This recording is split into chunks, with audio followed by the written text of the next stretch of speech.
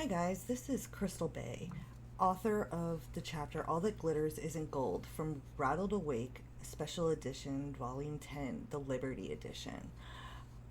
Have you ever felt deep betrayal from that friend, family member, or mentor, or colleague you deeply valued? You were willing to do whatever they asked because they made it out to help you, only to realize later that they only had their interests at heart and were only using you to raise themselves?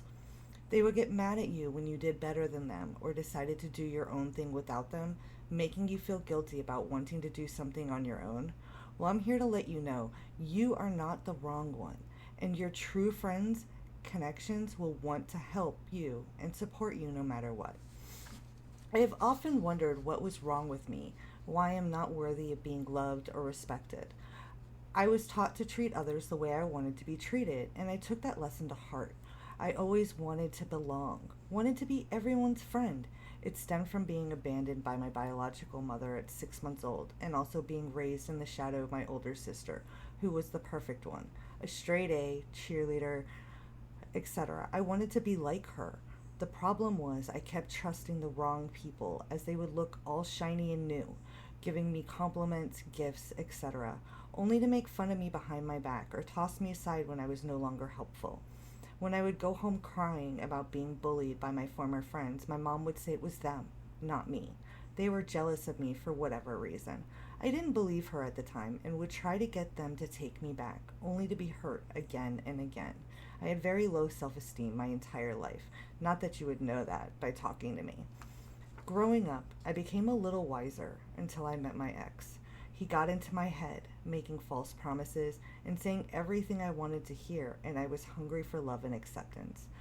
What little self-esteem I had was gradually beaten out of me, literally and figuratively, as he systematically broke me down over 9 years. Once I finally got away, I had to lift myself back up. I vowed never to be blinded by false promises and pretty words, only to be fooled repeatedly by people who I thought supported me in my fight to leave him behind forever. The saying, you find out who your true friends are when you're at your lowest, is very accurate, and sadly, I found out that I had very few people I could count on. So I started over, remolding myself into Crystal Phoenix. I had a mission to never feel silenced again, and wanted to help others recover from the trauma of domestic abuse. So I started networking and making new connections with people I thought supported my mission.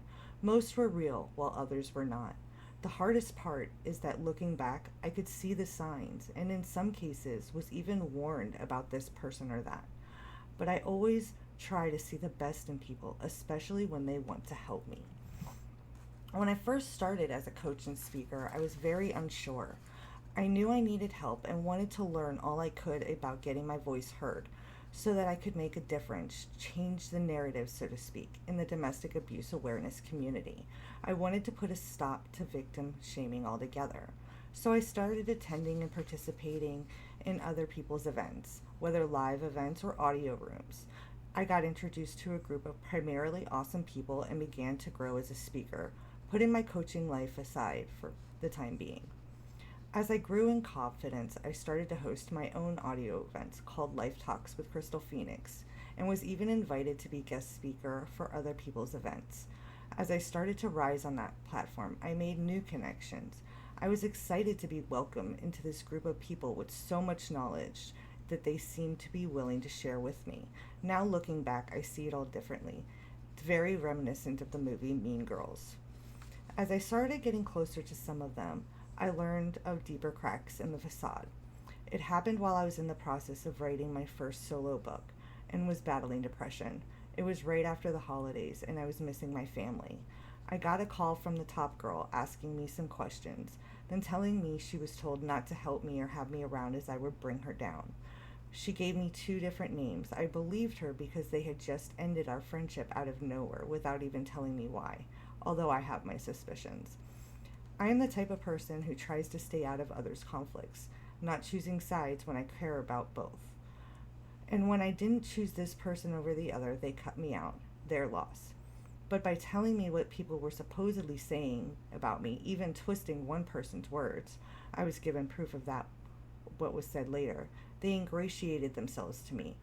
Ingratiating is a psychological technique in which an individual attempts to influence another by becoming more likable to their target in any number of ways.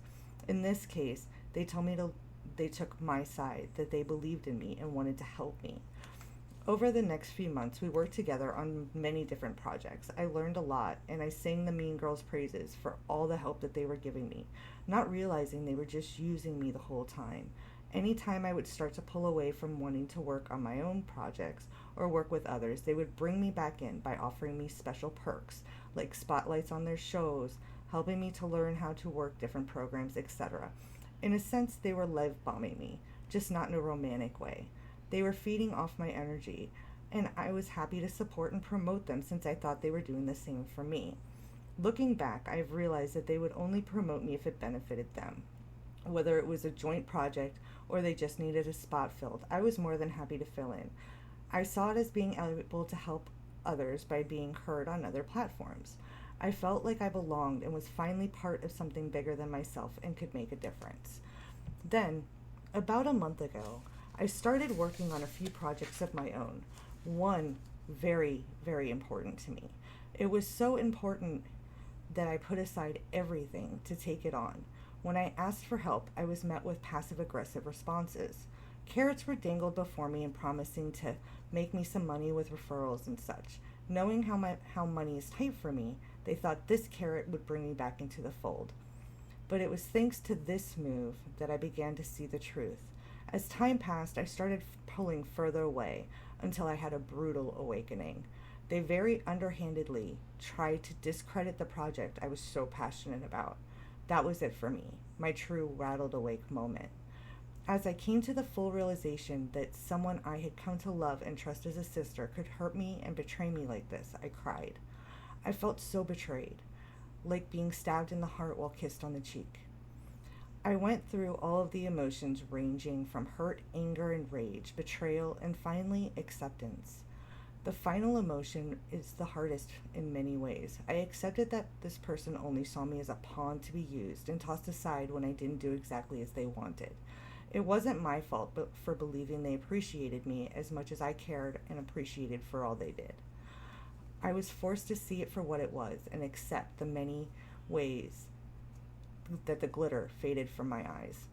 I saw what was genuinely happening and that I needed to walk away. As I came to the realization, I began to get scared as we have many of the same connections and friends. Would I lose them all? I had seen what happened to others, how once the mean girls decided they didn't like someone, they nearly ruined careers.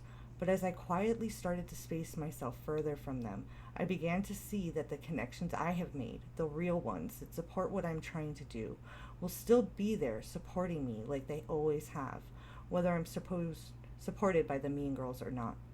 I have finally realized that I am enough, and while making solid and lasting connections and friendships in life is essential, whether professionally or privately, at the end of the day, I am enough. I don't need the shiny. I would rather have a small but loyal group of people around me that I can support and who support me, whether working together or having our own projects. I'm always saying that one of us rises, we all do, as we help each other in our endeavors. I still honestly believe that in relationships, yes, give and take will always be there, but there's a difference between being genuinely supported and being used by someone who makes false promises, doing what they can to keep people below them. I want those happy to share the limelight to be true friends. Those are the ones who celebrate your victories and help you back up when you stumble, not caring if they are in the limelight with you or not, letting you enjoy your wins. Your true flock is happy to take turns in the spotlight, not hogging it all, stealing your accomplishments for themselves. Fool's gold seeks to turn off the lights. I graduated high school. I don't need to be brought back in with such childish tactics. I finally feel free of it all.